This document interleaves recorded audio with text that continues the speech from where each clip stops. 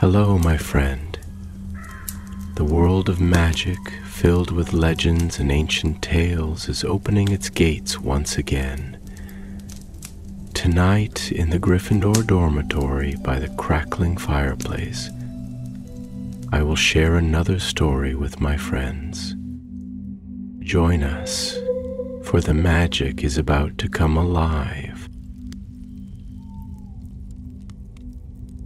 The moon hung low over the ruined towers of Hogwarts, casting pale light across the battered stones. The battle was done. Silence, heavy and strange, had settled upon the castle like dust after a storm. Rubble lay where once there had been laughter and lessons. The air smelled faintly of ash and something older, sorrow that clung to every wall. In the shadows of the shrieking shack, beneath broken beams and shattered glass, a man lay dying. His black robes were torn and stained, and the shallow rise and fall of his chest spoke of a struggle nearly ended. Severus Snape's breath rattled, and his thoughts drifted between pain and a strange calm. Lily's eyes, green and full of forgiveness, filled his mind. Perhaps he thought dimly, at last he would see her again. But fate, it seemed, was not yet finished with him.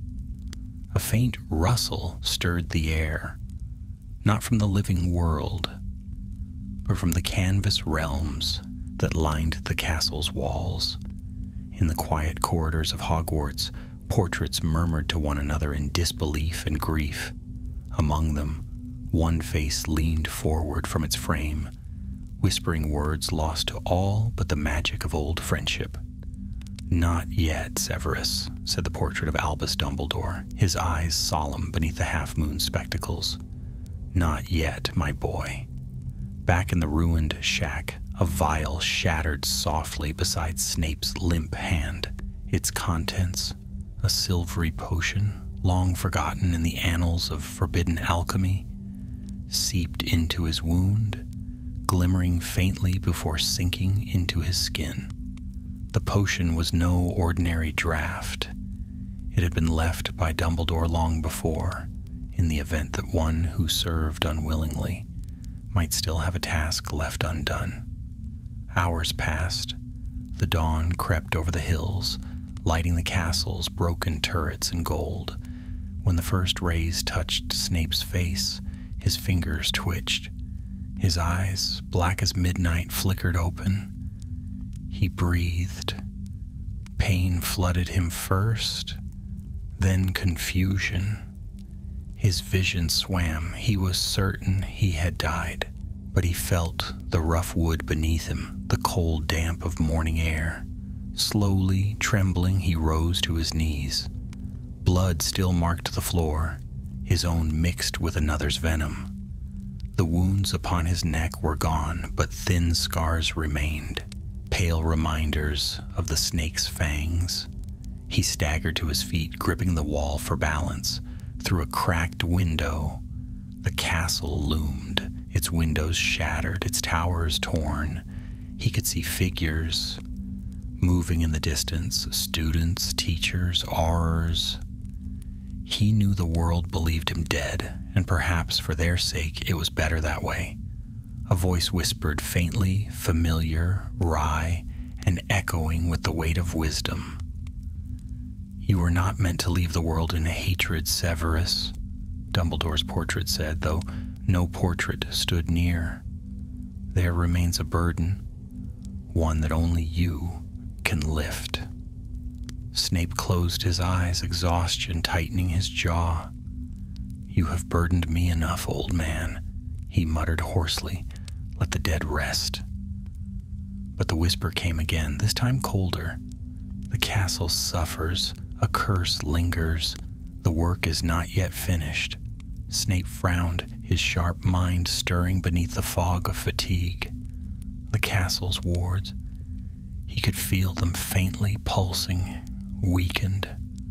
Hogwarts was alive in its own way, bound by ancient enchantments, and those spells now shuddered like a wounded beast. Something dark gnawed at them. He turned toward the distant towers, the rising sun casting his shadow, long and thin, across the ground. "I should have known," he murmured bitterly. "Even death would not spare me your errands, Dumbledore." Drawing his cloak around him, he slipped from the ruins and vanished into the forest's edge. The trees, thick with mist, hid him from sight. He would not go to the ministry, fools, all of them, who would imprison him before hearing a word. Nor could he seek aid from the Order. No, this task would be his alone, as it had always been. He traveled in secret as the world above rebuilt itself. News spread quickly. Voldemort was gone, Harry Potter a hero once more. The fallen were mourned, the traitors condemned. And somewhere in between, in the shadows where truth rarely reached, Severus Snape lived again. He made his home in an abandoned cottage at the edge of the Forbidden Forest. There, with books salvaged from the wreckage and cauldrons blackened with use, he began to study the shifting pulse of Hogwarts' magic. Nights turned to weeks. The castle's enchantments should have healed by now, yet they trembled still, flickering like a candle before wind. Something was wrong. Then one night, as a storm rolled over the highlands, he felt it clearly. For the first time, a surge of power, cold and malignant, radiating from deep within the castle grounds. It was no mere trace of Voldemort's magic when it was focused, purposeful, alive. Snape rose from his chair, the candlelight glinting off his sallow features. His black eyes narrowed. "So," he whispered, "the Dark Lord left a parting gift." Outside, thunder cracked. The forest stirred restlessly. He gathered his wand, his potions kit, and a worn scrap of parchment filled with ancient runes. He had avoided the castle for months, but no longer. Whatever curse still clung to Hogwarts, it would not remain unchecked. And though no one would ever know, Severus Snape, murderer, spy, savior, would once more walk its halls. As he stepped into the storm, the wind howled through the trees like ghosts, remembering his name. Rain lashed the windows of the Forbidden Forest cottage, streaking across the glass like silver threads. Snape stood within, fastening the clasp of his cloak with cold, steady hands. The air around him hummed faintly, words of his own making, protective and precise. But tonight they offered little comfort. There was something stirring in the heart of Hogwarts, and it was calling to him. He extinguished the candle with a whispered charm, and darkness swallowed the room. For a moment he stood motionless, the storm's roar distant beyond the forest's edge. Then, with a swirl of his cloak, he stepped out into the rain. The path to the castle was overgrown, the trees crowding close like silent sentinels. Thunder rumbled above, and lightning illuminated the wet branches in harsh flashes. Snape moved swiftly, sure-footed, despite the slick earth. Every step brought with it memories he would rather have forgotten. Corridors filled with mocking laughter, the scent of cauldrons boiling, the cold eyes of students who saw him only as a villain. He drew his wand, murmuring, "Lumos." A pale light bloomed at its tip, casting long shadows across the undergrowth. The glow illuminated the faint shimmer of wards around the castle. Ancient spells he knew as well as his own heartbeat. But there was something wrong. The magic wavered, strained as though resisting an unseen weight. He could feel it. A pulse, faint but dark, deep beneath the castle's foundations. "The curse," he muttered. Dumbledore was right. He crossed the grounds unseen, his steps silent even on the soaked grass. The great doors of Hogwarts stood closed, but the castle itself recognized him. a reluctant ally perhaps, but bound by memory. With a faint creak, the doors opened. Inside, the air was thick with the scent of stone and soot. The great hall was empty, though he could almost see the ghosts of that final battle, flashes of green and red light, shouts echoing beneath the vaulted ceiling. He forced the memories aside and moved toward the dungeons where he had once ruled with iron patience. The deeper he went, the stronger the wrongness became. The walls trembled faintly, as if the very magic of the castle were alive and frightened. At last, in the farthest chamber of the lower corridor, he found it. A fissure in the stone, fine as a hairline crack, but glowing faintly with a crimson light. Snape knelt, examining it. The glow pulsed like a heartbeat.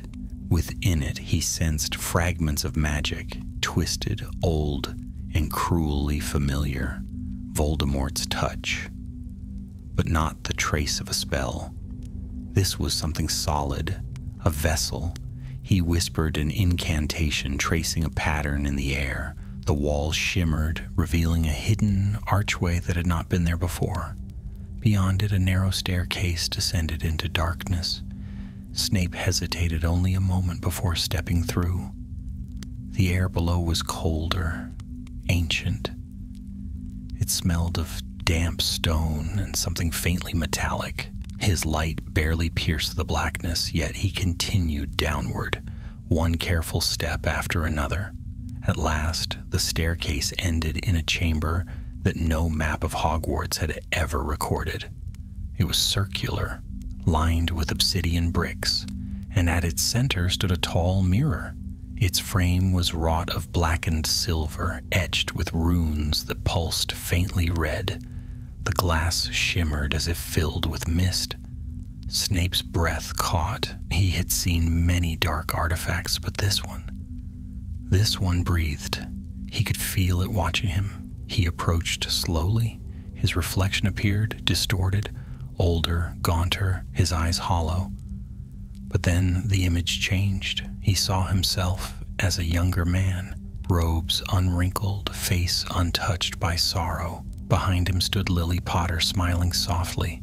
"Severus," the reflection whispered. The voice was hers, achingly real. Snape froze, every defense within him flaring to life.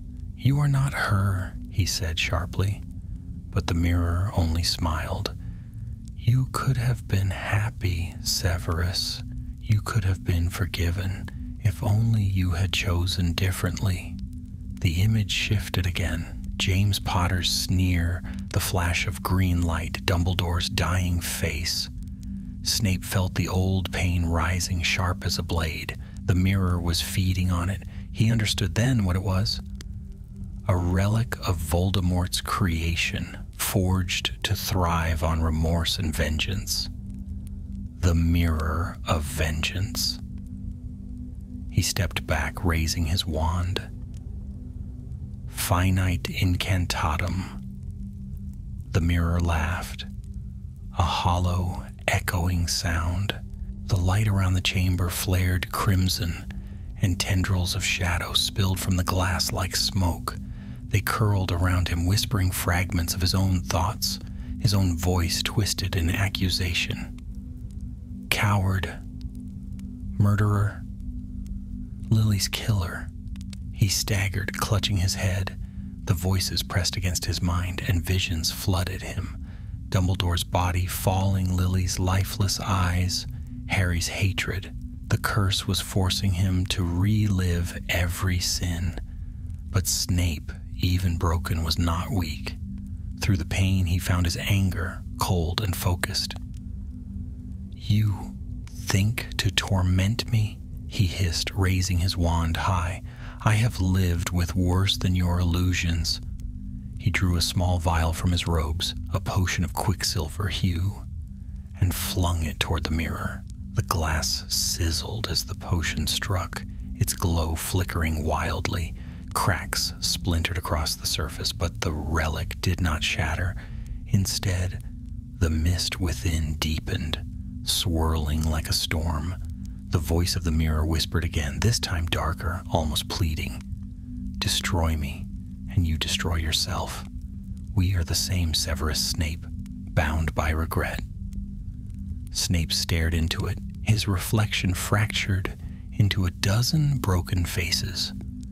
Then perhaps, he said quietly, it is time regret had company. He raised his wand, ready to strike the final blow. And in that instant, the chamber trembled violently. The stones groaned, dust raining from the ceiling. Someone else had entered the castle. Footsteps echoed from above. Steady, cautious, deliberate. Snape's eyes narrowed. The Ministry, perhaps, or worse, one of the boy's allies, come to scavenge relics of war. He extinguished his light, melting into the shadows. The mirror's glow dimmed, though its whispers lingered. As he waited, wand poised, the faint sound of a voice reached him, young, determined, and painfully familiar. Lumos. The chamber flared with light, and in the doorway stood Harry Potter. For a heartbeat, neither spoke. The boy's eyes widened in disbelief. Snape? The name hung in the air like a spell yet to be cast. Snape said nothing. His expression, as ever, was unreadable, but deep within his chest, a flicker of weary resignation stirred. So, fate had brought them together once more, beneath the school they had both fought to save before the curse that could consume them both. The past, it seemed, was not yet finished with Severus Snape. For a long moment, the two stood in silence, divided by shadows and memory. The rain above echoed faintly through the cracks in the ceiling, each drop a whisper from the world beyond. The air between them shimmered faintly with the lingering power of the mirror, red light reflecting in Harry's eyes like distant fire. Harry lowered his wand slightly, though his voice remained taut. You're supposed to be dead. Snape's lip curled in something that was almost a smile, but without warmth. So are you, Potter. Yet here we stand. The words struck like a cold wind, not cruel, but weary. Snape stepped out from the shadows, his black robes whispering against the stone. The years had marked him harshly. His face was pale, drawn, and the faint scars upon his neck glimmered like silver threads. Yet his eyes, those black, bottomless eyes, held their old fire, tempered now by something heavier. Exhaustion. Harry's wand did not waver. The Ministry said you killed Dumbledore, that you betrayed the Order. I imagine they did. Snape replied coolly. It is easier to condemn a ghost than to understand him. Then explain, Harry demanded. Snape's gaze flickered toward the mirror, still pulsing faintly with crimson light. Not here. The castle listens. And this, he gestured toward the mirror, is what you should truly fear. Harry frowned, lowering his light toward the strange relic. The mist within seemed to stir as though aware of their attention. What is it? Something left behind? Snape said quietly. Voldemort's magic, forged from his own remorse. What little he possessed of it. It feeds on guilt, magnifies it, until the victim destroys himself. He intended it as a punishment for traitors. The fool never lived long enough to wield it. Harry stared into the swirling depths of the mirror. For a moment he saw only his reflection, pale, uncertain. But then another image appeared. His parents, Lily and James, smiling as they had in photographs. Then they were gone, replaced by Cedric Diggory, then Sirius, then Dumbledore. Faces of the dead, all gazing at him with silent accusation. He stumbled back, clutching his wand. It's showing me. Exactly what it shows everyone, Snape said sharply. Regret. Harry turned to him, breathing hard. Then destroy it. Snape's expression darkened. You think I haven't tried? It resists all force, all spells. It draws power from remorse. And there is no shortage of that in this castle. The mirror's glow deepened, and the mist began to rise, curling toward them. Snape's instincts flared. Out! He barked. Now! Harry hesitated, but Snape seized his arm and pulled him back toward the stairway. The air shivered, heavy with whispers. Shadows spilled from the mirror, taking shape, twisting formless things that moved like smoke but reached like hands. They followed, their voices echoing in the chamber. Coward, killer, unworthy. Snape turned, his wand slicing through the dark. Expecto Patronum. A brilliant silver shape burst forth, a doe, radiant and silent. Its light drove back the darkness for a heartbeat, its hooves striking sparks on the stone. The shadows shrieked, retreating into the depths of the mirror's glow. Harry stared at the Patronus, his breath catching. Your doe. It's still...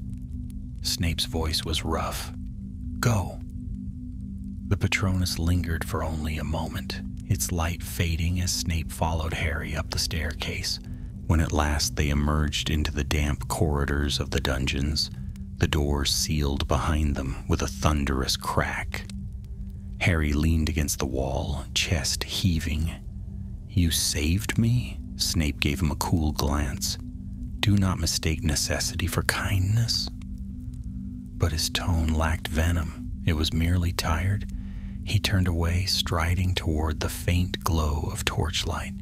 The curse is growing stronger. It will spread if left unchecked. Already it feeds upon the castle's wards. Soon, the magic holding this place together will collapse. Harry straightened. Then we destroy it together. Snape stopped, half turning. His eyes searched Harry's face. Unreadable.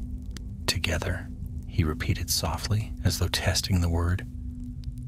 You would work alongside me? The man your world still calls a murderer? I know the truth now, Harry said firmly. Dumbledore told me before the end. He trusted you. So will I.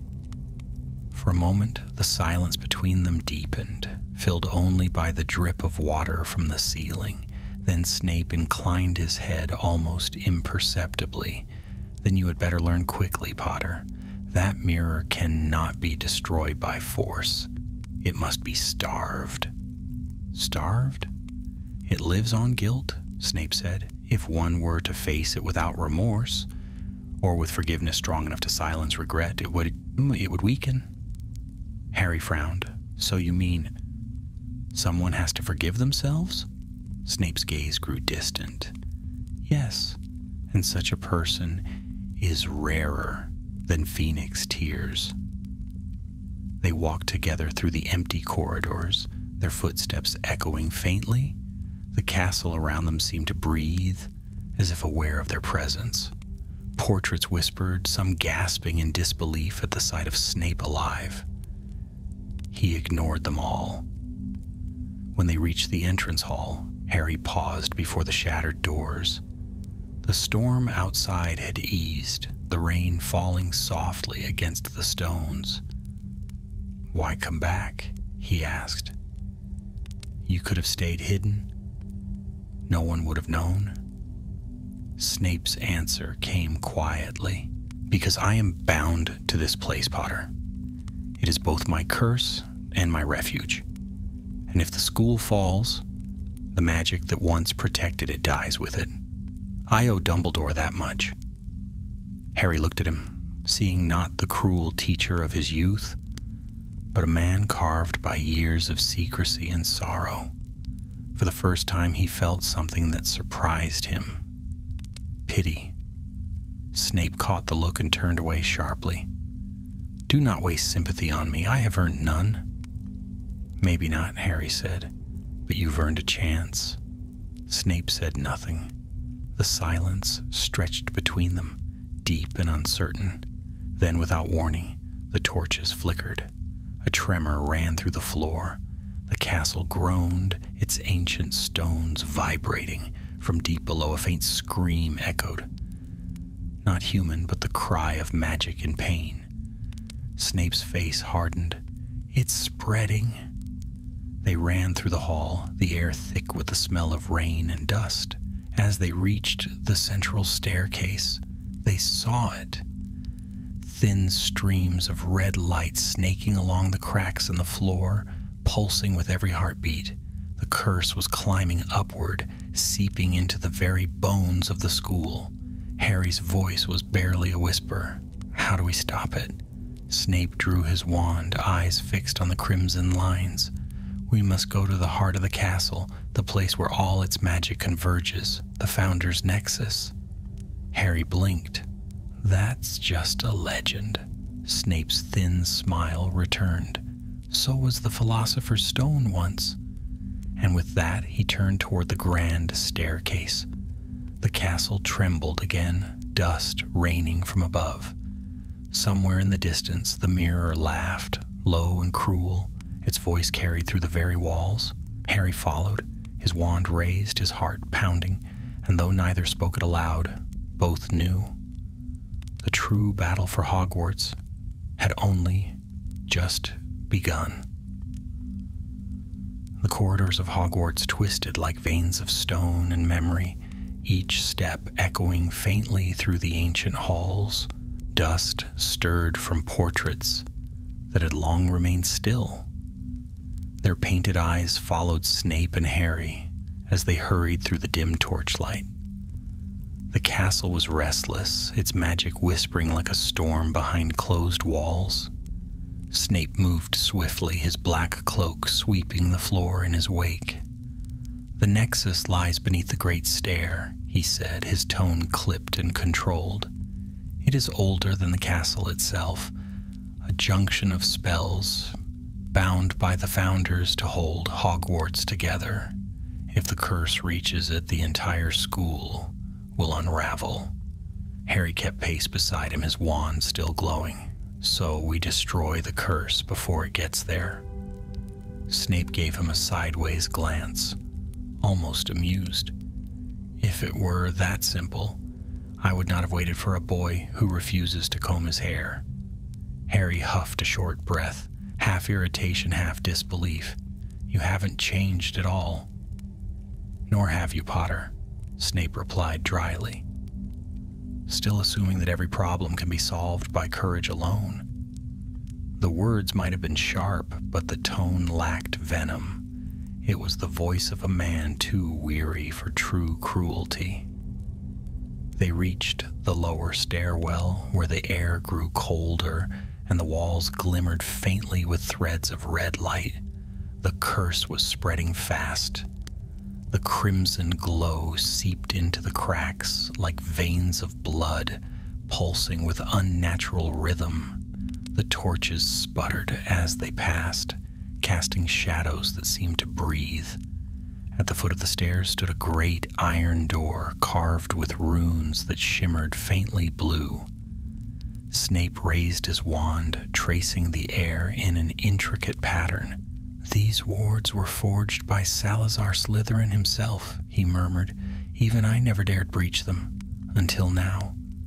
Harry frowned. Then how do we...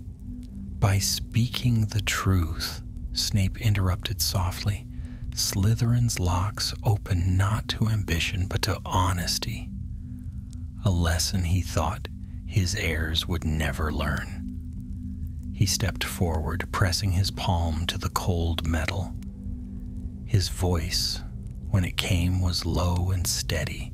I am Severus Snape. I have betrayed, I have obeyed, and I have loved. Let that be enough. For a moment, nothing happened. Then the runes flared green, and the door opened with a deep, resonant groan. Harry stared. You planned that. Snape gave a faint shrug. I studied it. There is a difference. Beyond the door lay a vast chamber, circular and immense, its walls carved from smooth black stone. In the center, a pattern of 4 interwoven sigils glowed faintly, the marks of Gryffindor, Hufflepuff, Ravenclaw, and Slytherin. Streams of light flowed between them, pulsing like the heartbeat of the school. Harry took a step closer. "This is the Nexus?" Snape nodded. "The living heart of Hogwarts." The air was heavy here, thick with magic so old it seemed to hum in their bones.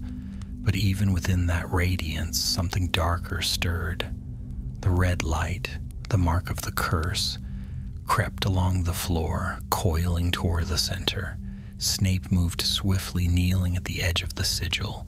He withdrew a set of vials filled with shimmering liquid that reflected no color Harry could name. "We can slow it," Snape said, uncorking one. "But it will require balance. Each of the Founder's symbols must be cleansed in turn. Their magic was bound together and must be restored together." "I'll help," Harry said immediately. Snape hesitated, eyeing him as though weighing the risk. Then with a curt nod, he handed over a vial. Hufflepuff's mark, the easiest to approach, and the least likely to devour you if you err. Harry crouched opposite him, his brow furrowed in concentration. The two worked in silence, pouring the potion across the glowing sigils, their movements measured, deliberate. The light responded, flaring gold and blue and green. The crimson veins retreated slightly, hissing as if in pain. For a fleeting moment, it seemed to work. The chamber brightened, the oppressive weight lifting. But then from the far wall came a low and chilling laugh. Both men froze. From the shadows stepped a figure, tall, robed in darkness that shifted like smoke. Its face was pale, almost human, but its eyes burned with crimson light. "Did you think it would be so simple?" the figure whispered, its voice a silken hiss. "You cannot destroy what was born of your own sins." Harry raised his wand. "Who are you?" The figure smiled, a cold, terrible smile. "I am the memory of vengeance, the fragment your dark lord tore from his own heart and bound in glass. The mirror was only my cage." Snape's wand was already in his hand, his expression unreadable. "Then you are nothing but shadow." "Perhaps," the being said, "but you, Severus Snape, are my feast." The chamber shuddered as the creature spread its hands. Darkness exploded outward like smoke, filling the air with whispers, words of blame, regret, hatred. The crimson veins surged again, crawling up the walls. The sigils of the Founders flickered, dimming one by one. Harry shouted a spell, but the light of his wand was swallowed instantly. The creature laughed. "You cannot fight what lives in you, boy. The guilt of the living feeds me, and yours burns brighter than most." Harry stumbled back, memories flooding him. Sirius falling through the veil, Cedric's lifeless eyes, Dumbledore's body tumbling from the tower. He gasped, clutching his head. "Potter!" Snape's voice cut through the chaos, sharp and commanding. "Do not listen to it. The curse thrives on memory. Resist it." But the creature turned its gaze to Snape, and its laughter deepened. "And what of you, traitor of both sides? You who killed for mercy and called it duty? You whose every breath is a lie?" Snape's wand trembled. Images flared before him, Lily's face fading in green light, Dumbledore's trust. The moment he raised his wand to strike, the weight of years pressed upon him. For a heartbeat he faltered. Then from the edge of hearing, another voice whispered, soft, familiar, unbearably kind. "Severus, please." Snape froze. He knew that voice. It was not the mirror's creation, not the curse's trick. It came from within, a memory of forgiveness never spoken, yet always yearned for. He raised his head and his eyes burned with sudden clarity. "You will not have this place," he said quietly. He lifted his wand high. "Protego totalum." A great shield flared into being, a dome of silver light that encompassed both him and Harry. The darkness crashed against it, shrieking, but could not break through. Snape's face was pale with strain, but his voice remained firm. "Potter, finish the purification, now!" Harry shook off the last of the visions and scrambled to the nearest sigil. His hands shook, but he poured the potion, tracing the runes with his wand. One by one, the Founder's symbols flared bright again. Blue for Ravenclaw, red for Gryffindor, yellow for Hufflepuff. Only the green serpent remained dim. Snape faltered, his shield flickering. The creature roared, surging forward. Its claws struck the barrier, cracking it. "You cannot cleanse what you do not forgive," it howled. Snape stared at the serpent sigil, its light faint beneath the spreading red. He understood then what the curse demanded. Not power, not control. Slytherin's mark waited for something deeper, the absolution of self. His lips trembled.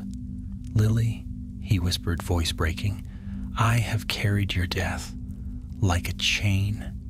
I have sought redemption in duty, in pain, in silence, but I cannot change what I was, only what I choose to be now."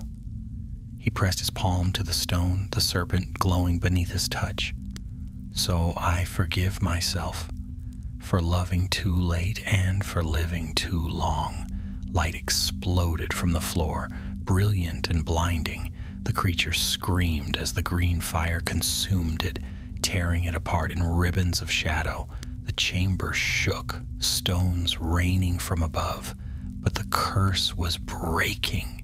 The crimson light retreating, the air clearing, as though the castle itself exhaled. When at last the radiance faded, silence returned. The sigils of the Founders glowed pure once more, their light weaving together in harmony. Harry staggered to his feet, coughing. Snape?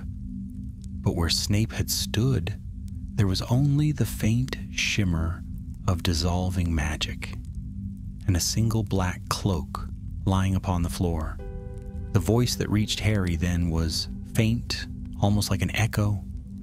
"Tell them the school is safe, and that Severus Snape has served his punishment." And then the light was gone. Hogwarts was still again, saved, yet mourning the man who had saved it. But somewhere, beyond the veil of the living world, a silver doe walked once more beneath the stars. The storm that had raged over the Scottish hills had passed by morning, leaving the air crisp and cold. Hogwarts stood quiet beneath the pale dawn, its towers silvered by mist.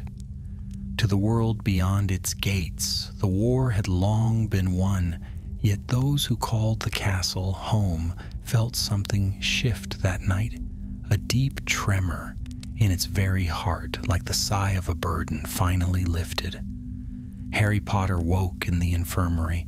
The room smelled faintly of herbs and smoke, and sunlight streamed through tall windows that had once been shattered in battle. For a moment, he thought he was dreaming, but when he sat up, pain throbbed dully through his arms, and the memories of the night before rushed back. The chamber, the curse, the mirror, and Snape, vanishing in a blaze of green light. Madame Pomfrey appeared beside his bed, her sharp eyes weary but kind. "You're awake," she said briskly.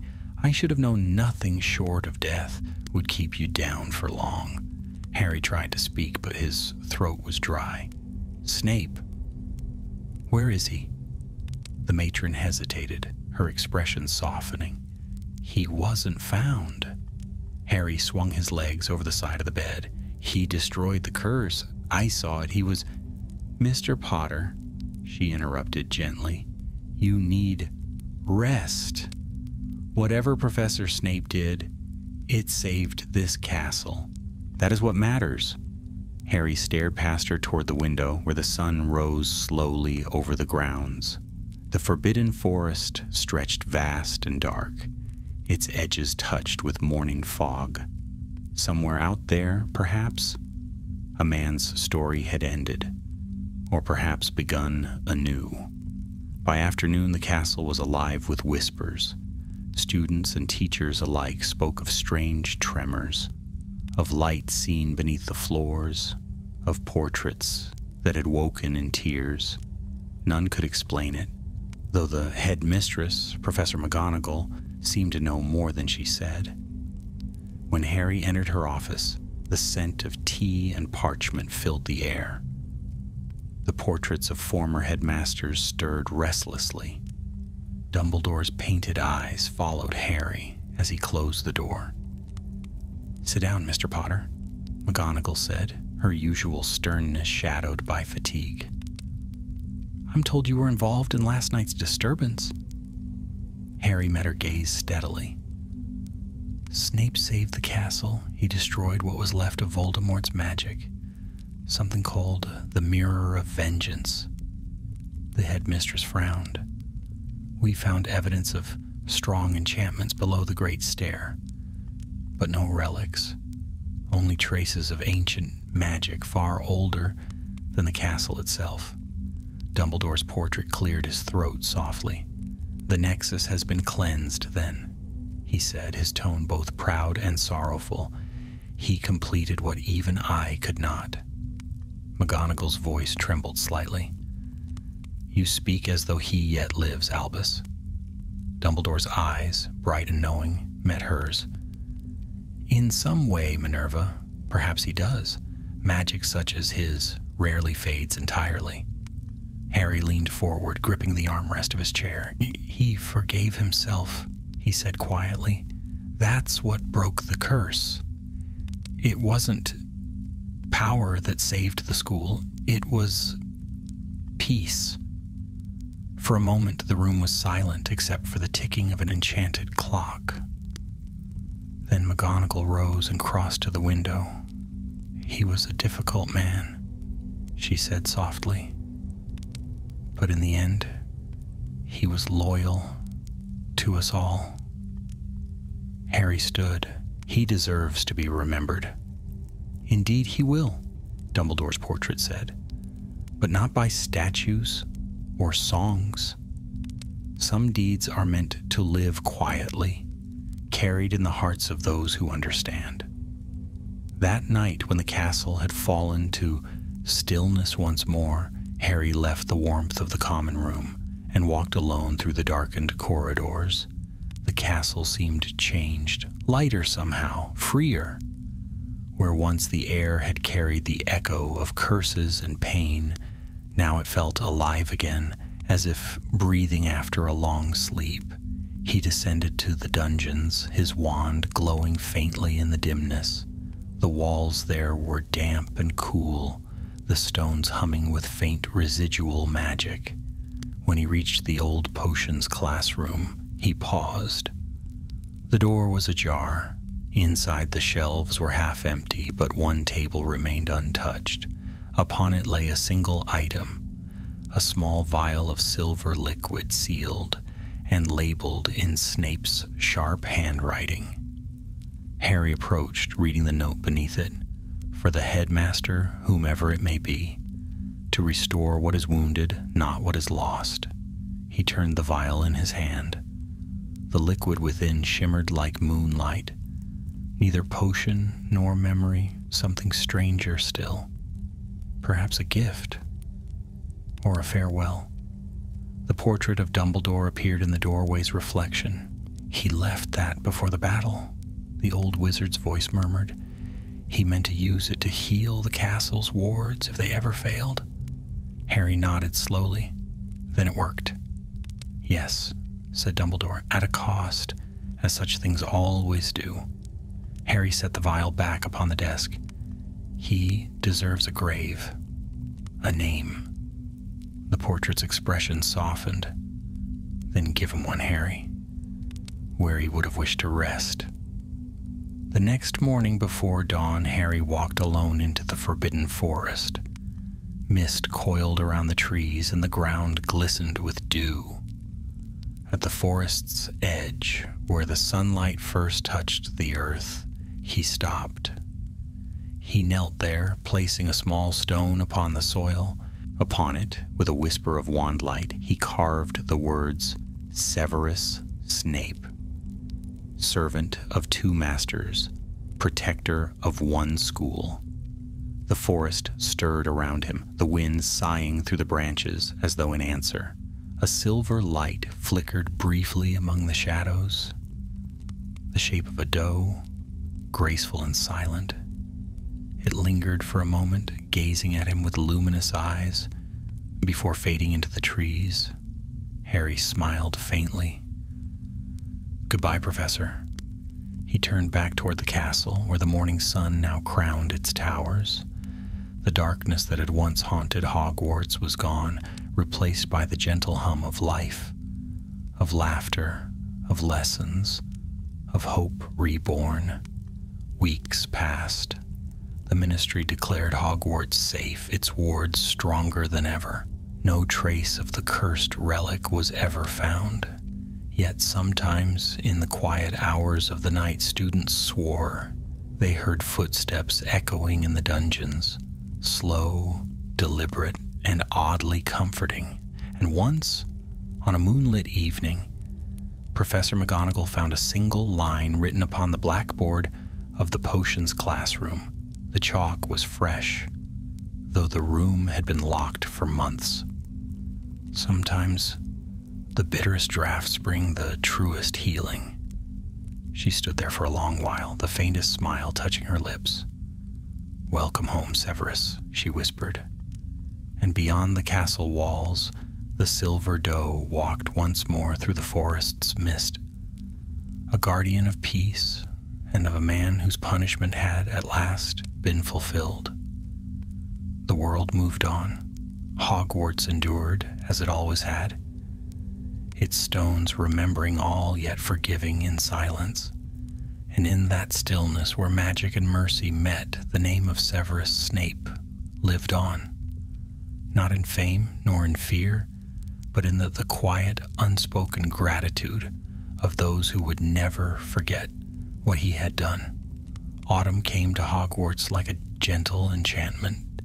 The air was sharp with the scent of burning leaves, and the first hints of frost glittered on the grass at dawn. Lessons had resumed. Laughter echoed once more through the corridors, and the great hall gleamed with candlelight at every meal.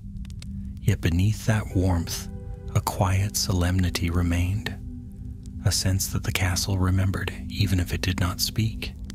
Harry returned often in those months, no longer as a student, but as a guardian of sorts, a link between the past and the future.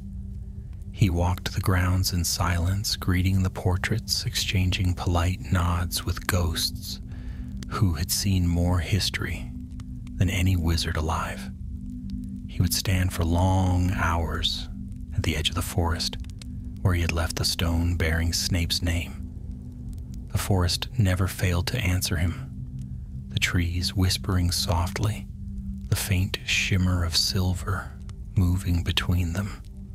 One evening, as the sky blazed crimson and gold, Harry stood by the lake, watching the reflection of the towers ripple in the water. The surface shimmered faintly, as though disturbed by a presence unseen. He remembered the man who had once stood here, his cloak billowing in the wind, speaking with quiet disdain and hidden pain. "Always watching, aren't you, Professor?" Harry murmured. A faint rustle stirred the reeds, and for a moment he thought he saw the ghostly outline of a figure, tall, dark, unmistakable. Then the light shifted and it was gone, When he returned to the castle, he found the headmistress waiting. Professor McGonagall stood by the grand staircase, her wand casting soft light across the marble steps. "Mr. Potter," she said, though her tone was warmer than it once had been, "there is something you should see." She led him to the dungeons where a section of wall had crumbled during the summer's repairs. Behind it lay a small hidden chamber. Inside, a desk stood covered in dust and cobwebs, yet untouched by decay. Upon it rested a stack of letters, each sealed with the mark of a serpent. McGonagall gestured to them. They were found sealed with protective charms. "Addressed to no one? I thought they might belong to you." Harry hesitated before breaking the first seal. The parchment crackled softly, and the handwriting, sharp, angular, unmistakable, leapt from the page. "To whomever finds this, I leave these thoughts not as confession, but as record. The truth is seldom kind, yet it endures even when those who lived it do not. Should the castle fall, or my deeds be buried beneath lies, let these words remain, that one might know I loved what I could not save, and saved what I could not love. S. Snape." Harry read in silence, the words heavy with restrained emotion. Beneath the mask of sarcasm and bitterness, there was something raw, honesty sharp as a blade. The next letter was addressed not to him, but to Dumbledore. "You once told me that remorse is a kind of magic. I did not believe you. I thought guilt a punishment, not a path. I was wrong. If you were right and Merlin helped me, you always are, then perhaps even a man like me may yet serve the light." Another letter followed, this one shorter, written in a more uncertain hand. "For Harry Potter." Harry's breath caught as he opened it. "You will never read this, or if you do, it will be long after you have judged me. I do not ask for forgiveness. I would not know what to do with it. But understand this. I despised what you represented, not you. You were your mother's courage made flesh, and her mercy. I saw her eyes each time you defied me, and it burned. Yet I protected you not for her, but because I could not bear to fail again. That is all. There is no redemption in that, only necessity." Harry's hand trembled as he folded the letter. "He never meant for me to find this," he whispered. "No," McGonagall said softly, "but I suspect he knew you would." They sealed the letters in a glass case and placed it within the library's restricted section beside Dumbledore's old notes and artifacts. It was decided they would remain unread by others, not out of secrecy but respect. That winter, strange tales began to drift through the halls once more. First-year students swore they saw a flicker of light moving through the dungeon corridors after midnight, a pale glow in the shape of a doe. Others claimed the potions classroom sometimes filled with the faint scent of lilies when no one was near. Professor McGonagall dismissed the stories with her usual firmness, but her eyes softened when she heard them. "Let them believe," she said. "The castle keeps its own watch." And indeed, Hogwarts seemed to thrive. The wards were stronger than ever. The very walls seemed to hum with steady magic. The Founder's nexus, once fractured, pulsed now with gentle equilibrium, yet deep below, in chambers untouched by living hands, traces of that ancient magic still shimmered, green and silver threads woven through stone like veins of memory. One night, while inspecting the lower corridors, Harry found himself drawn toward the old potions classroom again. He opened the door, half expecting darkness, but found the room lit by a single candle, though none had been placed there. Upon the blackboard, words were scrawled in neat handwriting, fading even as he read them. There is no darkness too deep for light to find its way. He stood there for a long time, his heart heavy and full.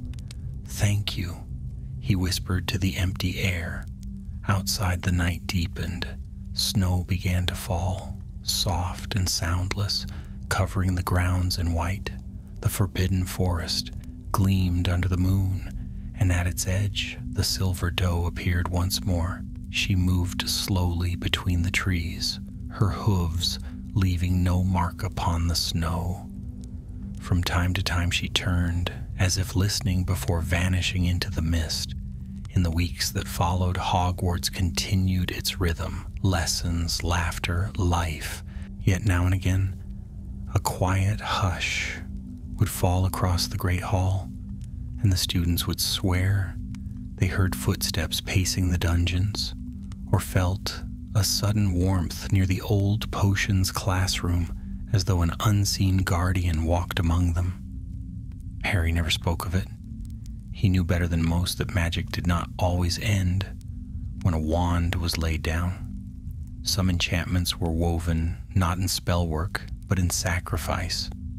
Years later, when Harry's own children came to Hogwarts, he told them the truth, or enough of it, that there had been a man whom everyone feared and few understood, a man who had saved the school, not for glory or gratitude, but because it was right.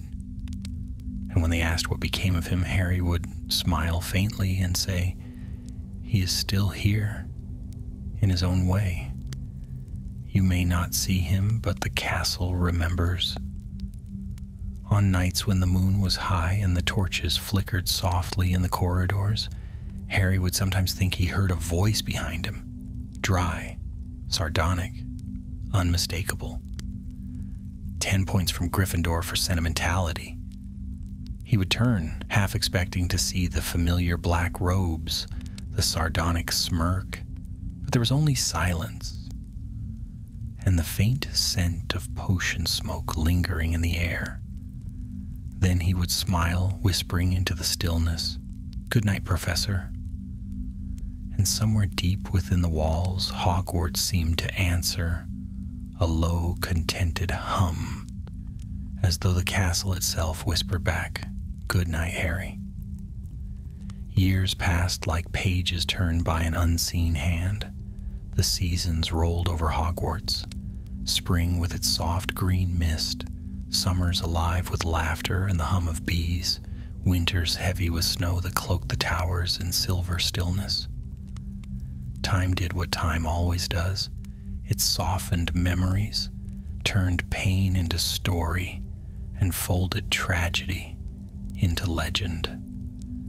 Yet though the world beyond its gates moved on, the castle remembered everything. The name of Severus Snape became a whisper in history, spoken with caution in classrooms where younger students puzzled over the mystery of his deeds.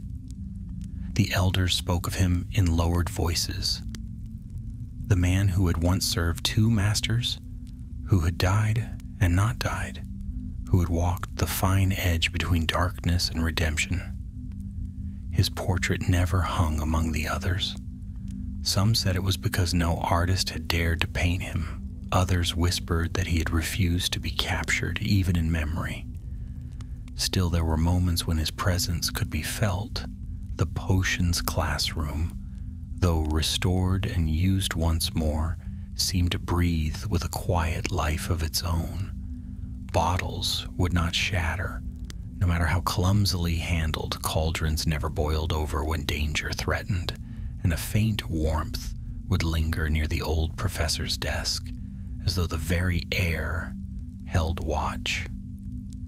It was in this world of peace reborn that a new student arrived, a girl named Elspeth Hawthorne, small, sharp-eyed, and full of questions.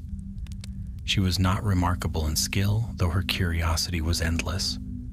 Her robes were always ink-stained, her hair perpetually tangled. She asked the sort of questions that made even professors sigh. One evening, after a particularly disastrous potions lesson involving an explosion of green smoke, Elspeth stayed behind to clean the mess. The classroom was empty, the candles flickering low. As she scrubbed the table, she muttered to herself, "How do people ever learn anything in this place? Everything feels like it's hiding a secret." "You are not entirely wrong," said a voice. Elspeth froze. The words came from nowhere, from everywhere. She looked around wildly, her eyes darting to the door, the shelves, the shadows that pooled between the jars. "Who's there?" she whispered. Silence answered, then softly, "Pay attention, Miss Hawthorne. You are spilling nightshade." Her hand jerked. A small bottle teetered at the edge of the table and stopped. It did not fall. An invisible force steadied it, sliding it gently back into place. Elspeth's heart thudded. "I'm sorry?" The air seemed to stir like breath across glass. Then the faint scent of potion smoke rose, bitter and familiar, though she could not say why. "Do not apologize. Learn." She turned slowly toward the blackboard. For an instant she thought she saw writing appear there, faint and glowing. The difference between failure and discovery is persistence. Then it faded, leaving only chalk dust. Elspeth stood motionless, every instinct torn between running and asking another question. Finally, curiosity won. "Are you a ghost?" The answer was neither voice nor whisper, but something deeper. A presence, a thought that brushed against her mind like wind through the leaves. Not quite. The candles flickered, and Elspeth saw, or thought she saw, the faint outline of a tall figure in black. Standing by the shelves, his face pale and unreadable, his eyes dark as ink, she took a step forward. "You're him, aren't you?" she breathed. "Professor Snape." The figure did not move. "That title belongs to the living," it said softly. "And I am not among them." Elspeth's fear eased. "Then why are you here?" A pause, then almost reluctantly, "Because the castle remembers me. Because I cannot quite forget it." She hesitated. "Are you haunting it?" A dry sound, like a sigh wrapped in irony. "I am no poltergeist, girl. I am what remains when regret refuses to fade." The words hung heavy in the air like dust stirred by an unseen step. Elspeth swallowed. "You saved Hogwarts?" "Did I?" The voice was quieter now, almost to itself. "Or did I merely delay its breaking? One can never be certain with magic of that kind." The torches flared briefly, and Elspeth saw him clearly for the first time. Not ghostly white, but shadow and starlight woven together. His gaze fell upon her, sharp and assessing. "You are not afraid?" "I'm used to talking to things that don't talk back," she said, surprising herself. He almost smiled. A dangerous habit. That night, when she returned to her dormitory, she could still feel the weight of his presence. Not menacing, but watchful. She dreamed of a silver doe walking beneath the forest trees, and a man following her steps in silence. Days turned into weeks, and Elspeth continued her studies. Sometimes when she worked late, she would find new notes written upon the board in elegant script, corrections to her brewing technique, reminders about balance and precision. Once, she found a single lily petal pressed between the pages of her potions book. Word spread, as it always did. Students whispered of a guardian in the dungeons, a shadow that corrected mistakes, a whisper that guided trembling first years through their first brews. Some dismissed it as superstition, but even the professors began to notice that no serious accidents ever occurred in that classroom. Then one winter's evening, Headmistress McGonagall entered the room after hours. She stood before the blackboard and spoke into the quiet. "It seems you have not quite gone, Severus." The air shimmered faintly, the scent of lilies rising. "You built a school upon memory," came the reply, barely audible. "Did you truly think it would forget me?" McGonagall smiled sadly. "No, I never wished it to." The candlelight dimmed, as if the unseen figure bowed. "Then let me keep watch a little longer." "Always," she whispered. From that night onward, the potions classroom became a place of quiet reverence. Students entered with care, speaking softly, as though in a chapel. No one mocked the tales anymore. Some swore they heard footsteps pacing the aisles when no one was there. Others that a faint baritone voice sometimes murmured corrections during examinations.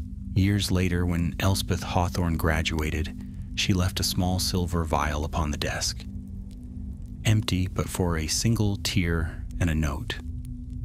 "For the one who taught me that every potion begins not with skill, but with understanding." The candle beside it flickered once, twice, then burned steadily. And so the years turned again. The world outside changed, as all worlds must, but Hogwarts remained steadfast, its walls steeped in memory and magic. Deep within its heart, beneath stone and shadow, the last echo of Severus Snape endured, not as ghost nor as curse, but as a whisper of purpose fulfilled. And when the night grew long and the stars hung cold over the turrets, those who wandered near the dungeons swore they could hear a voice murmuring faintly, patient and precise, "Stir counterclockwise, Miss Hawthorne, counterclockwise." Then silence and the scent of lilies drifting like a blessing through the air. Winter deepened, pressing its white weight upon the Scottish hills. The towers of Hogwarts glittered beneath frost, their spires like the fingers of a sleeping giant. Within the castle, fires burned bright in every hearth, and the scent of pine and cinnamon filled the air. Laughter echoed in the great hall once more, though it carried a reverent hush beneath its joy. For Hogwarts had not forgotten the shadows it had survived. Elspeth Hawthorne, now in her 6th year, had grown tall and confident. Her gift for potions had blossomed beyond all expectation. Professors spoke of her as one of the most promising students in decades, her brews balanced with uncanny precision, her understanding of magical ingredients bordering on instinct. Yet she never took full credit. She would smile quietly and say, "I had help." Her classmates thought she meant books or teachers, but the truth lay in the silence of the dungeons, in the faint whisper of chalk that sometimes guided her hand, the unseen presence that still watched over every bubbling cauldron. One evening near Christmas, Elspeth lingered after class. The room was empty but for the quiet simmer of cooling potions. Outside, snow fell in slow silver flakes, gathering on the narrow windowsills. She set aside her cauldron and gazed into the flames, lost in thought. "You seem troubled," came the familiar voice. She smiled faintly. "You've been quiet lately." "The castle sleeps in winter," said the voice, low, smooth, precise. "Even memories rest when snow lies heavy upon the roof." Elspeth folded her hands. "Do you ever rest?" There was a pause filled only by the crackle of fire. Then, "Rest is for those who believe their work is finished." "You saved Hogwarts," she said softly. "If that's not finished work, I don't know what is." The air shimmered faintly beside the desk. A potion does not end when it is brewed. It continues to act, to heal or to harm. Magic lingers, Miss Hawthorne, long after the wand is lowered, She turned toward the faint shimmer, though she could not see him. "But you're more than magic," she said.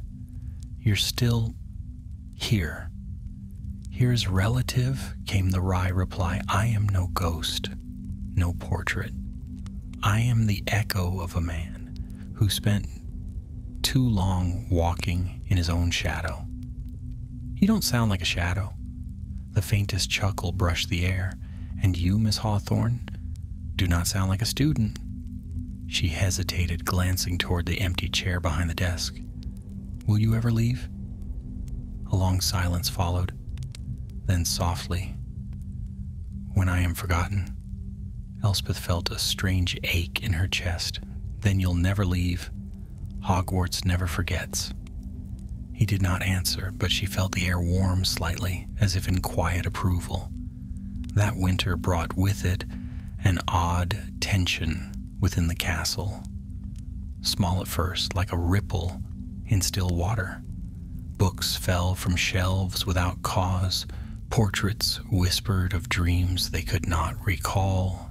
And the very air in the corridors sometimes crackled with invisible energy.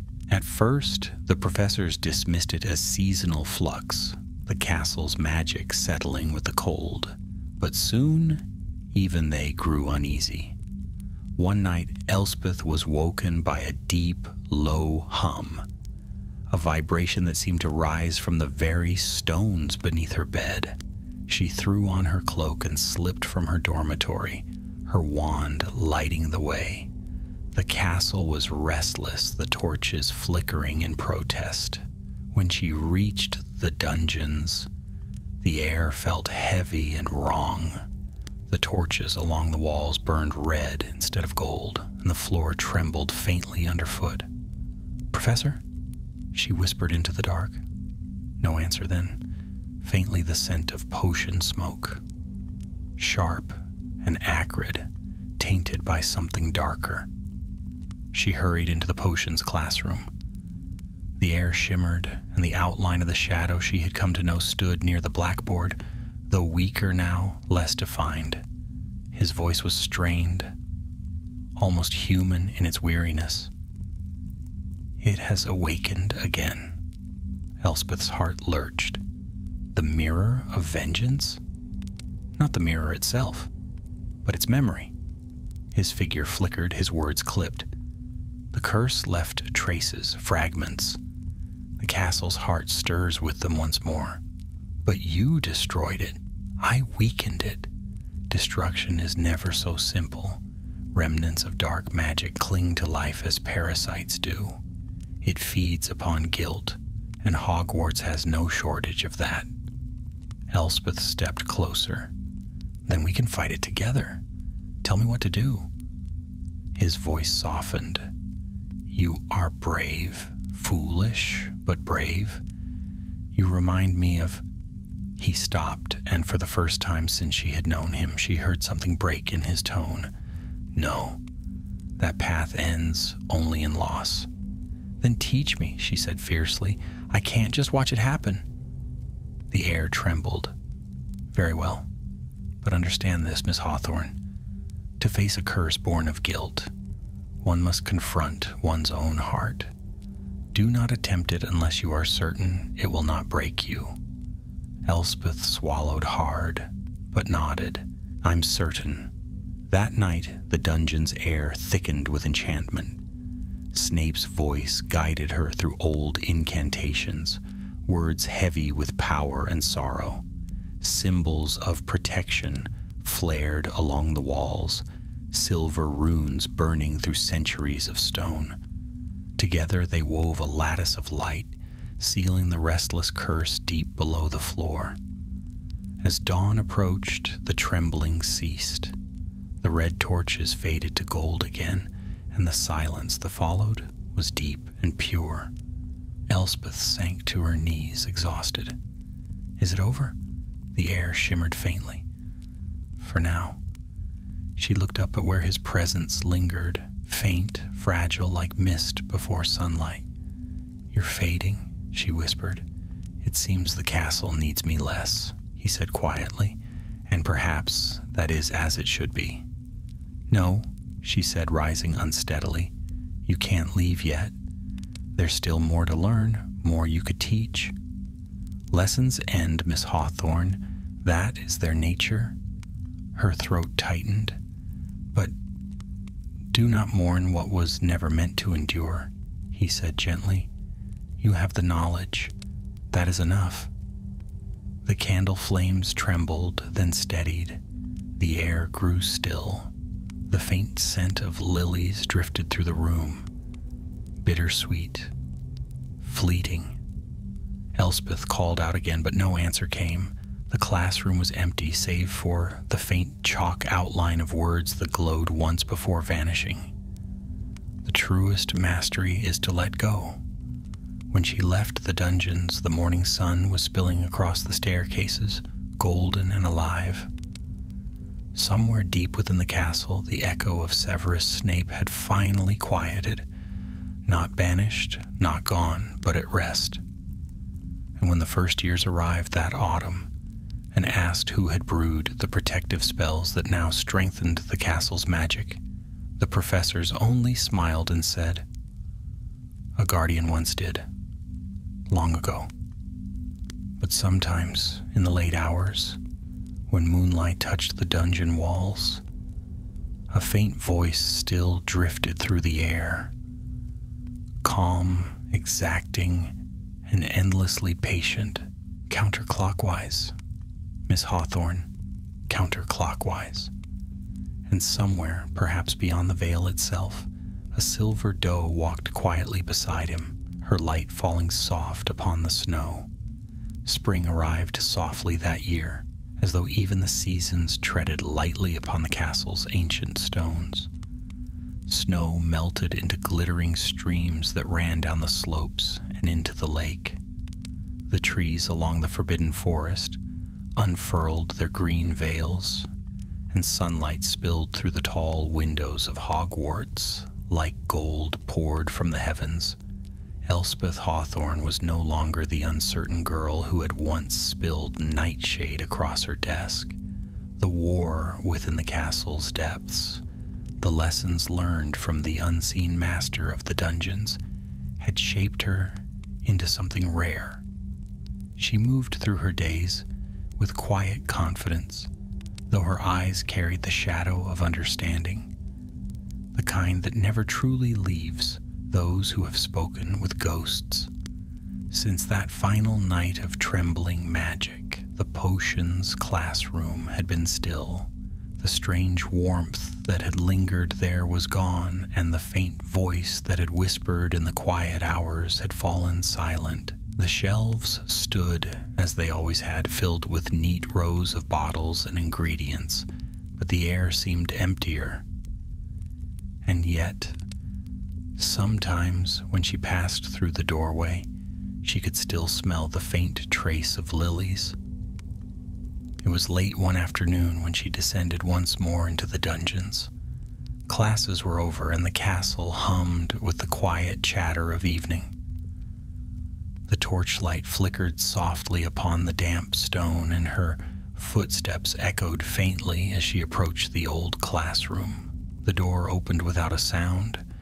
Dust floated in the golden slant of light from the single high window.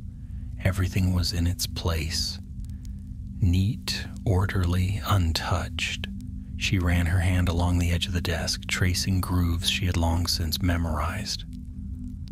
A voice spoke behind her. "You come here often, Miss Hawthorne." Elspeth turned sharply. Professor McGonagall stood in the doorway, her sharp eyes softened by something like nostalgia.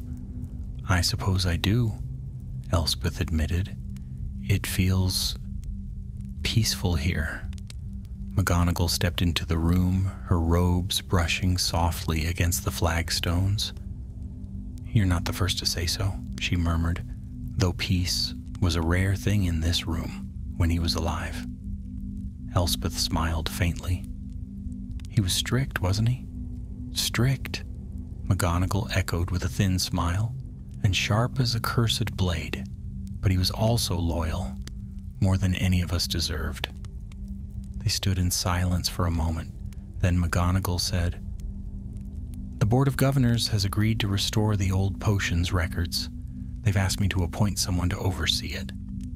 Elspeth's brows lifted. I mean you?" McGonagall said simply. "No one knows this room better. And I suspect," she added, glancing toward the desk, "that it knows you." Elspeth's throat tightened.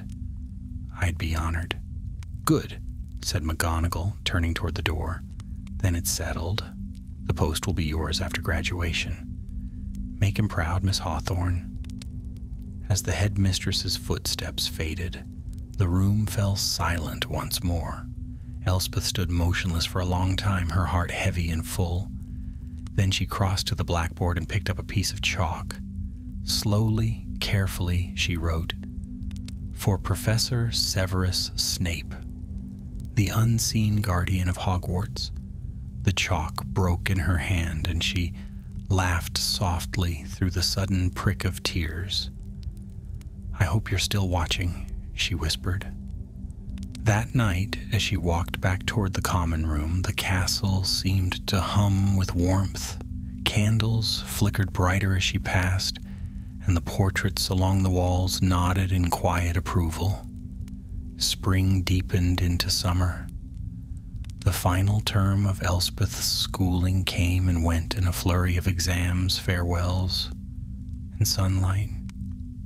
The day of her graduation dawned bright and clear, the lake gleaming beneath the sky. When the ceremony ended and the courtyard emptied of laughter, Elspeth lingered behind.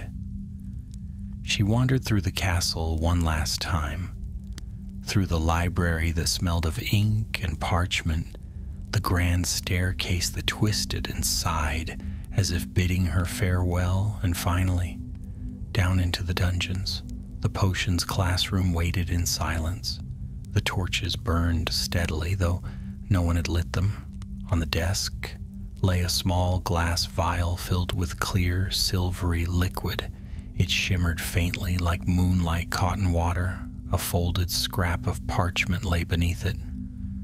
For Miss Hawthorne, her hands trembled as she unfolded the note. "You were an apt pupil. You sought understanding, not glory. That is the truest form of magic. Take this as proof that even a shadow may grant light if it chooses to serve it." S.S. Elspeth pressed the note to her chest. "Thank you," she whispered. The candle flames flared once as though in acknowledgement.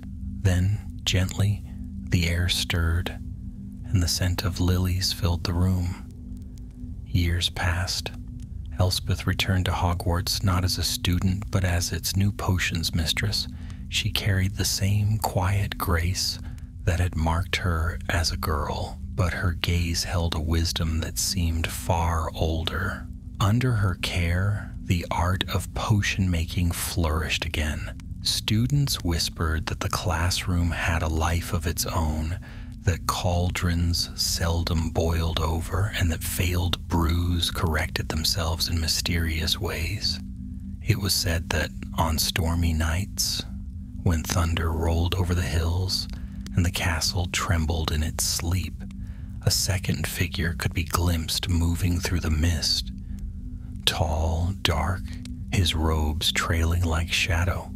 He never spoke, but his presence filled the room with calm, and once, a first-year student, terrified of his first brewing, swore that a low, patient voice had murmured beside him, "Add 2 drops, not 3. When Elspeth heard the tale, she only smiled. "Some professors," she said softly, "never truly leave." The castle, ever watchful, seemed to agree. Its walls hummed with life, its magic steady and whole. The wounds of the past had healed, but the memory of those who had bled for it remained woven into its very heart. On quiet evenings, when the corridors were empty and the moonlight spilled through stained glass in silver rivers, Elspeth would sit by the old desk and listen. Sometimes just at the edge of hearing, she thought she caught the faint sound of a quill scratching or the whisper of robes moving past. "Good night, Professor," she would say before extinguishing the candles. And always as she turned to leave, a soft voice, like breath against still air, would answer, 10 points to Gryffindor for diligence.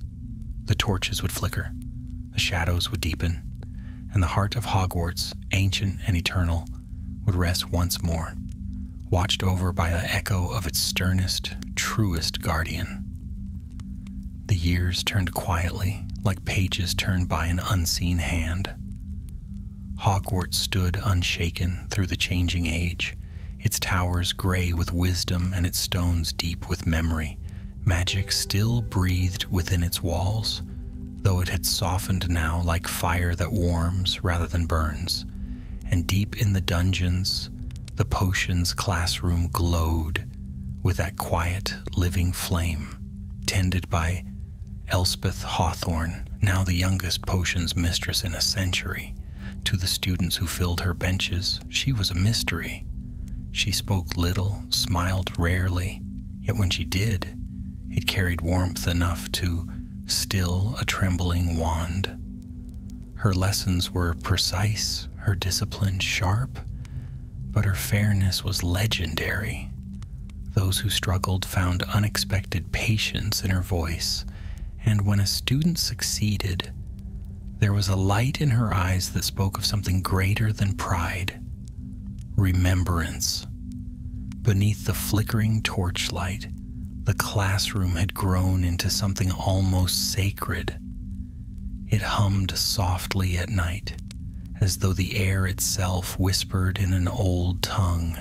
Bottles gleamed like captured stars, and even the cauldrons seemed to hold their own strange awareness, bubbling gently in tune with the ancient heartbeat of the castle. Elspeth never told her students why no potion ever exploded under her watch, or why every brew seemed to shimmer with peculiar clarity. Nor did she speak of the voice that sometimes guided her still, faint and rare, as if from some far-off room where memory and magic met. One winter evening, a snowstorm howled across the highlands, and thunder rolled above the towers. The castle's corridors shuddered with wind, and the candles in the great hall flickered wildly. The students had been sent to their dormitories, but Elspeth remained below, checking the stores for the next day's lesson. The torches burned low, their flames bent by the draft that slipped beneath the doors. She was halfway through sorting a tray of powdered hellebore when she felt it, a tremor in the floor, faint but unmistakable. A pulse of cold swept through the room. The air grew thick, heavy with a strange energy she had not felt in years. The runes carved along the stone arches began to shimmer, not with warmth but with warning. "No," she whispered, "not again." The castle groaned softly like an old beast stirring from slumber. Shadows lengthened along the walls, and the temperature fell sharply. A jar toppled from the shelf and shattered across the floor, its silvery contents hissing as they met the air. Then faintly a whisper, not the measured voice she had known, but something fractured, distant, echoing. "Elspeth." Her breath caught. "Professor?" The reply came ragged like the echo of a memory unraveling. The seal weakens beneath the nexus. The curse stirs again. Her heart quickened. She had known the danger might return one day, though the years had lulled her into believing it had truly faded. "Tell me what to do," she said urgently. Silence. The shadows quivered, twisting like smoke in water. Then at last the familiar voice, clearer now, calm as ever. "Go to the heart of the castle. You must strengthen what was broken, but beware, the darkness will seek a vessel." Elspeth seized her cloak, wand in hand, and ran. The corridors stretched long and empty before her, her footsteps echoing like drum beats. The castle seemed awake around her, portraits whispering warnings, staircases shifting faster than usual, as though eager to guide her downward. When she reached the chamber of the Nexus, the air trembled with power. The great sigils of the founders glowed once more upon the floor, gold, blue, red, and green, their light flickering wildly, as if in pain. The serpent's rune, Slytherin's mark, pulsed brightest of all, sickly and red at its core. Elspeth knelt beside it. "Professor, I'm here," she called into the stillness, and from within the walls, his voice came again, weaker now but resolute. "The balance falters. The curse still hungers for guilt, and guilt is born anew with every generation. You must offer it something stronger." "What could be stronger than guilt?" she whispered. "Understanding," came the faint answer. "The acceptance of imperfection. It feeds on remorse. Deny it by embracing what you are." The serpent rune flared suddenly, and a figure rose from it, a shape of darkness shifting and formless, yet with eyes of burning crimson. It hissed with laughter, its voice filled with centuries of bitterness. "Another fool child come to play savior?" Elspeth raised her wand, her voice steady. "I am no child. I am a teacher of Hogwarts." "Then you are a liar," it sneered. "You teach what you do not understand. You pretend wisdom, but you tremble before your own failure." Images flooded her mind. Students she had scolded too harshly, potions that had failed, moments of doubt when she wondered if she was worthy of the post she held. The creature's laughter deepened, curling around her like smoke. She stumbled backward, clutching her head. "No." Then another voice, low, stern, commanding, cut through the chaos. "Enough." The darkness recoiled. The air shimmered, and beside her, the tall, shadowed figure of Severus Snape stood once more, faint, translucent, but burning with will. His gaze was fixed upon the creature. "You were mine to destroy, and yet you persist." "Typical," the shadow hissed. "You cannot touch me, Severus Snape. You are no longer flesh." "Perhaps," he said softly.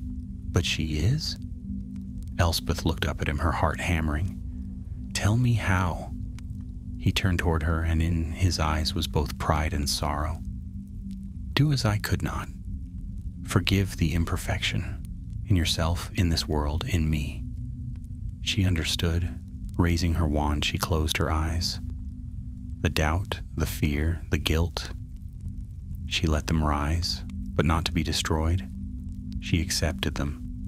She was not perfect, nor had he been, nor any of those who had come before. And in that truth was peace. Light flared from her wand, pure and white. It enveloped the chamber, filling every corner. The shadow screamed, its form unraveling into nothingness. The serpent's rune burned green once more, its edges smooth and whole. When the light faded, Snape stood before her, or what remained of him. His form was fading, dissolving into mist. "You have done what I never could," he said quietly. "You have ended it." Tears blurred her vision. "Will I see you again?" He inclined his head, that familiar, almost imperceptible gesture. "In every student you teach, in every choice that is not easy but right." And then he was gone, his presence melting into the glow of the runes, his voice echoing one last time through the chamber. "Well done, Miss Hawthorne." Elspeth stood alone in the silence. The air was warm now, the hum of magic steady and calm. The curse was gone. The castle was whole. She left the Nexus and climbed back toward the light, her steps slow but sure. Outside, dawn had broken, the lake gleaming gold beneath the rising sun, When the new day began, she returned to her classroom and found, upon her desk, a single lily lying across an old piece of parchment. She did not need to read the words. She already knew them. Sometimes the bitterest drafts bring the truest healing, and in that quiet moment, Elspeth smiled. The same small, knowing smile once worn by the man who had taught her how to see beyond guilt, beyond shadow, into the heart of what magic truly was. The castle breathed, the light rose, and somewhere deep in the stillness a voice as soft as memory whispered, "Always." Summer lay upon the highlands, golden and soft, with the scent of heather drifting through the open windows of Hogwarts. The lake glimmered like glass, and the forest whispered lazily beneath a warm wind. Peace had settled over the castle, the kind of deep, enduring calm that comes only after storms have passed and wounds have long since healed. Elspeth Hawthorne walked the corridors in silence, her robes trailing softly against the stone. Years had passed since that night in the Nexus chamber, yet she remembered every word, every flicker of light, every echo of the voice that had guided her. Severus Snape's final command, "Forgive the imperfection," had become not only her lesson but her creed. The potions. Mistress was older now, her hair streaked faintly with silver, though her eyes still burned bright as candlelight.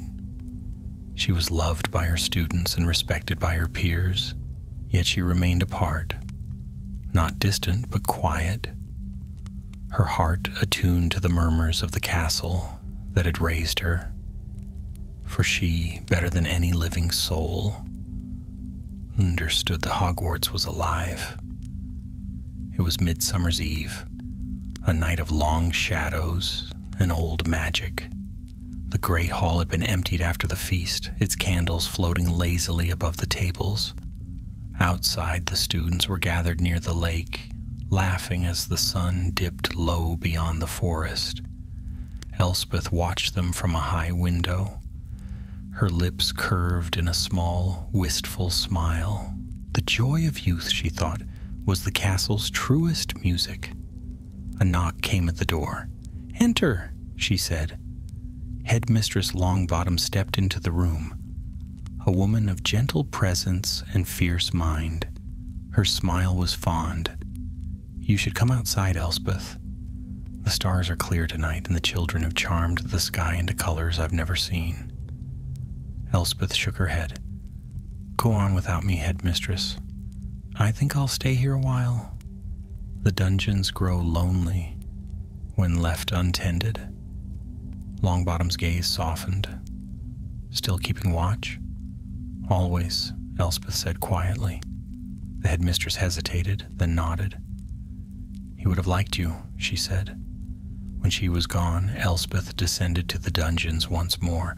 The air was cool and still, carrying the familiar scent of potion smoke and herbs. The torches flared gently as she passed, and when she entered the classroom, she felt it, that faint hum of magic that was not her own, like a heartbeat long remembered. The old desk stood just as it always had, dustless, eternal. On it rested her wand, her notes, and the single glass vial she'd once been left, the silvery liquid within still glowing softly, unspoiled by time.